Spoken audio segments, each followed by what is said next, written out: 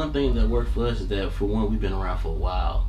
So a lot of the artists, especially here in Atlanta, we kind of knew these artists when they was just still running around, just trying to break records. You know, and we kind of show everybody the same love, whether or not you have a major deal or you're independent, whether you're still doing club runs or you got the label investing. We treat everybody the same. So when they come in here to work, it's just all love. The chemistry is amazing. Everybody is like family. So, you know, that's why we can always get in this bangers after bangers, because there's no ego, no pride, there's no red tape, there's nothing in between, you know, so it's great. Yeah, it's great situation. We try to make sure we do what we can for the culture also, you know, because we look at it also as, you know, a lot of producers, a lot of artists that see what we doing, you know what I'm saying, they want to feel like they can be in the same position as us. Right, so it's like we try to do and work with everybody so, you know, they can feel like we're accessible even though we try to make ourselves exclusive at the same time. Right. I don't really have a dream artist to work with. I don't know if he does, but it's not really like a certain person. You know what? But what I can say is that I think we both can agree we finally worked with what we feel is the most consistent artist, as far as an artist that can relay the same passion that we put into our beats on the artistic side, as far as the lyrical side, and that I probably think that's Future. Every time we get in the Future, we get in, we do about 5-6 songs a night, and every song would be a single.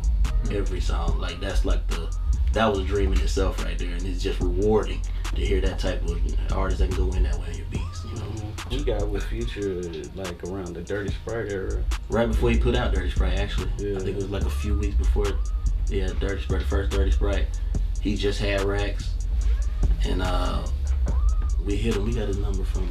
We got it from Rocco. Yeah. We met him in the session with Rocco. Yeah, actually, there's a video online with us making "Feeling I Get" live. It was us and Future and Rocco. And that was like the very first session. I think we brought our equipment and cooked up. Yep. You know what I'm saying? That vibe was so crazy that it kind of just kept things going. You know, and that led into a feeling I get, long time coming. T-shirt. Yeah, the first T-shirt. Yeah, our first T-shirt was with Future. I was on Honest. T-shirt we did on Honest.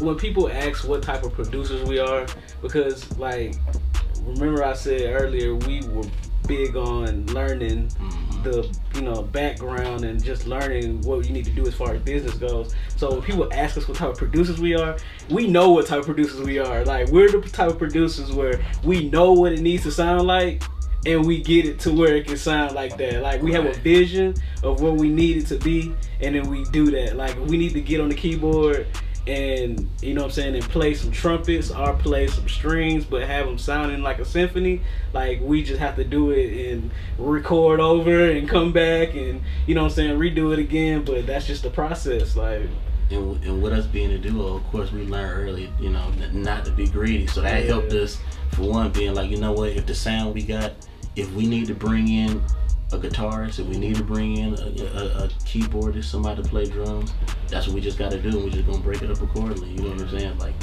whatever the vision is, we just get it done. Because we have that knowledge, you know what I'm saying? That's what we try to tell all these producers that's coming up, like, try to have the knowledge to win. Because what people don't realize is you don't want to be put in a position where you don't know what to do. You know what I'm saying? So it's like, that's why we try to express to people, like, get education, because you don't want that. You just want to be prepared. So we've done certain things to get to the point where if somebody was like, we want a whole choir, we want a whole symphony, we know how to mic the whole choir. We know that we need to have it at a certain angle. We know if we want drums or we want a guitarist to come in, we need to mic them certain ways. And, you know, that's come from education that we got, you know what I'm saying, early on. So that's real big, man. Education. Absolutely. Learning your craft. And just remaining a student. You know what I'm saying? A lot of times, especially it's just easy to get comfortable and complacent. You know, especially once you get a buzz and the ball gets rolling for you and the phone is ringing, it's kind of hard to just really be like, you know what, I'm good. You know, I got the attention on me, I got the eyes, the ears, so I'm gonna stop growing. But you can't be like that. Yeah. You gotta always remain a student.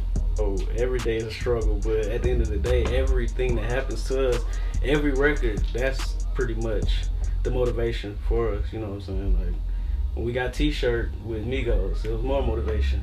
You know what I'm saying? When we got this records with Future, it was more motivation. So like that's really big for us. You know what I'm saying? Like it's not even the fact of the accolades, but it's just to be able to keep working. You know what I'm saying? Like the fact that we did this, now we can do more.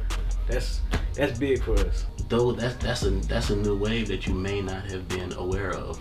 You know what I'm saying? Because even before you got in with those artists, they had their own artists, own producers that they've been working with, and their own sound that they've been curating. You know what I'm saying? So that a lot of times that opens your ear up to what's going on or what's next.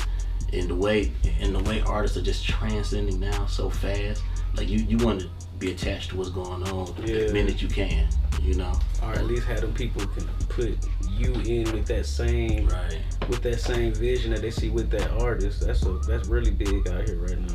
Because when new artists come out, they come out strong. It like back in the day, it used to be, I heard this artist, and then 2 years later you find out that he's a big artist. But nowadays it's like, man, I heard this artist and now he's big the next month. So it's like you don't never want to feel like you behind, and you can get behind the 8 ball real fast in this industry. You know what I'm saying? So and a strategy that we've taken, like another reason why we like building with those new artists, because we can't wait to meet and build and collaborate with their producers. Definitely. You know what I'm saying? That new young wave, because like I said, we've been around and been blessed to be around for a minute, but it's because we've done the things we need to do in order to keep our sound relevant and staying and knowing what's going on and where things going. So the producers is everything for us. Yeah. So this your boy Nard. It's B. We right here with My Mixtapes. Make sure y'all get that app.